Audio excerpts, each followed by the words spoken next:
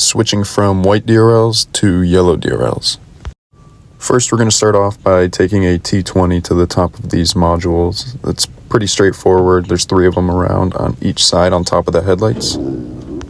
This was my first time doing this, so I was struggling with getting the actual module off of the clip. But once I get it out, make sure to be gentle and take care of these little plugs. You don't want to rip the plugs out. Next, we're just going to go ahead and grab some sort of a wedge device. I ended up with just a small flathead and a little hammer, as you're going to have to chisel the actual modules off of these plates. And then once you get them free, they just kind of slide right off, just like that.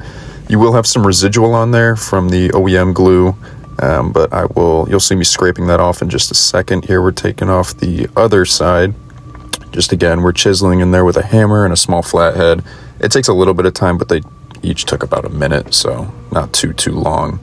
I didn't care about destroying these. I don't plan on going back to white, but if you plan on going back to white, definitely be gentle with these ones. And just to get that residual adhesive off a little bit easier, I used some brake clean, and here I'm using some sort of a plastic scraper. I think I just got it at O'Reilly's, so I don't damage the actual housing at all or score it, whatever the case may be. It did take a little bit longer, but at the end it came out looking pretty good. And once we get all that residual off, here's the first module, prepping it to go on. I'm taking off that little backing, as there's a little sticky part. Laying down some thermal glue. Make sure you're not using thermal paste. They're 2 completely different things. You can see I'm doing a very thin layer, spreading it out very evenly. But again, a very, very thin layer. You just kind of press it on there. Now, this does take some time to set. It took about an hour or so to set. And here it is laid on there. It is not set yet. I didn't realize it wasn't set. And here we are about an hour later. There was a little bit of wiggle to them, but nothing too concerning. I just decided to let the rest of it dry in the actual housing.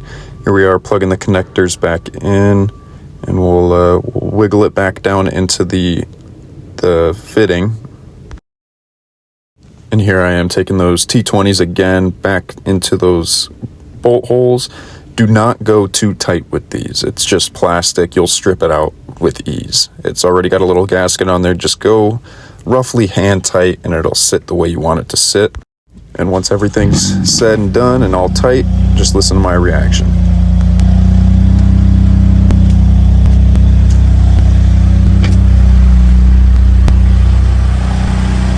God damn.